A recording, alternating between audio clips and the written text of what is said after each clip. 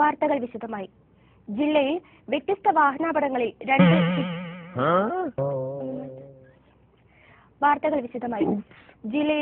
വാഹനാപകടങ്ങളിൽ രണ്ട് സ്ത്രീകൾ മരിച്ചു. തുമ്പൂർമൊഴി ഡാമിൽ കുളിക്കാനിറങ്ങിയ വൈദിക വിദ്യാർത്ഥി ഒഴുക്കിൽപ്പെട്ട് തൂങ്ങി മരിച്ചു.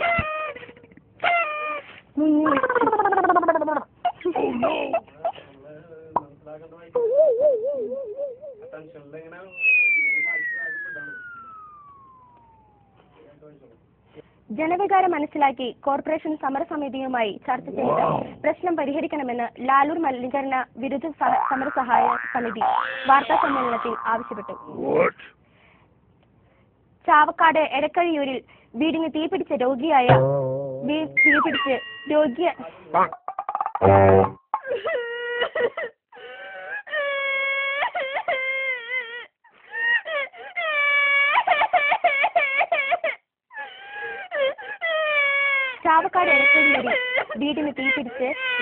വൃദ്ധൻ മരിച്ചു. 2 പേരുടെ നില ഗുരുതരം.